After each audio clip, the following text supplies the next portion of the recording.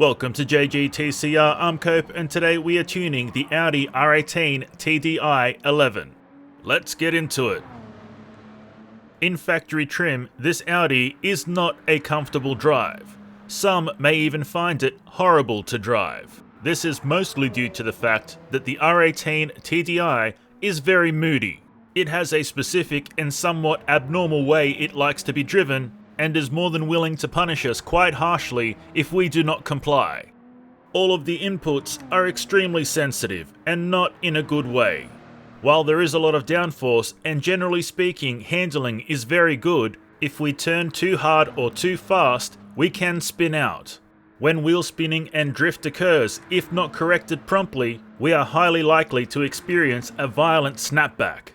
The power delivery is extremely aggressive. There is a whole lot of bottom end torque just waiting to cause wheel spin at every opportunity.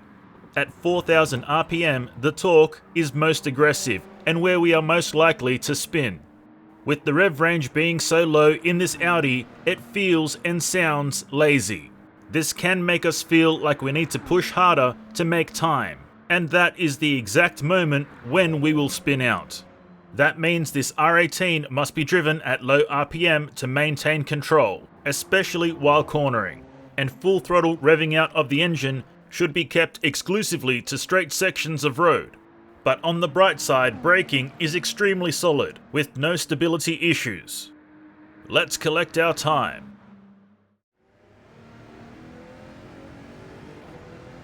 "6 minutes 2 seconds flat. Let's take a look at the tune.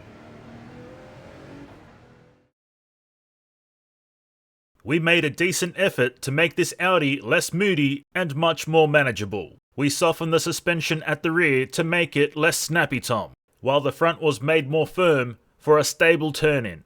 Our differential settings were set extremely low, as this helps dull the aggressiveness of the power delivery, and naturally we cranked the downforce to pin it to the road.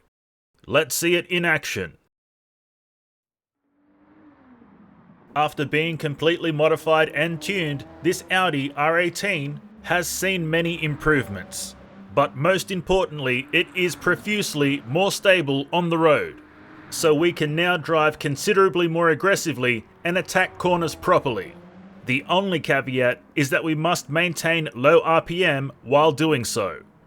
Even though we raised our top speed to 420 km per hour and minimized our diff settings, the power delivery is still just way too aggressive. But in the end, it is a very decent compromise. We, as the driver, get much better handling, and the Audi gets to keep its ridiculously low rev range and bottom end torque, albeit at a much more dulled out level.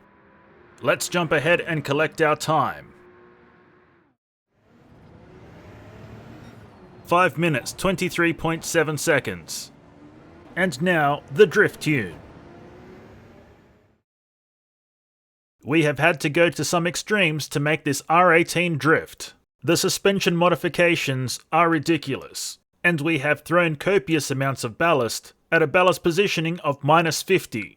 Most importantly, the upgraded turbo has been removed. Let's see it in action. There are various times when I have questioned my sanity during life, and committing to drift tune every vehicle on GT7 with drive to the rear wheels might just be another one of those times. This Audi R18 DTI never has or ever will be a drift car. Just because we're doing it doesn't mean that it's easy or fun. And of course there is the age-old adage, just because you can do something doesn't mean that you should do something. And this is very much that. The handling of this Audi is very twitchy, and it can't decide if it's actually going to use the downforce or not. 1 minute you're drifting, next minute you've straightened out thanks to instant downforce.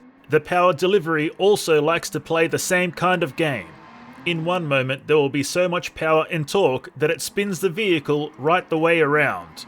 The next there is so much downforce even the handbrake struggles to get the tail to kick out.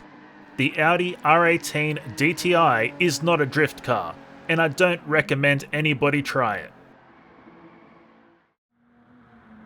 The Audi R18 TDI 11 is quite a moody race car. In factory trim, it makes its demands known very early. It's my way or the highway. It has a lot of bottom end torque and is very snappy under drift conditions. These are the punishments we will have to contend with for non-compliance. When completely modified and tuned, we are able to reach a compromise between car and driver. While we must still drive at low RPM to appease the engine and its unreasonable bottom end torque demands, we do gain the ability to corner better and more aggressively while using a greater amount of a now more stable power band. And that's a win in my book. And that's all we have for you today, so until next time, keep racing!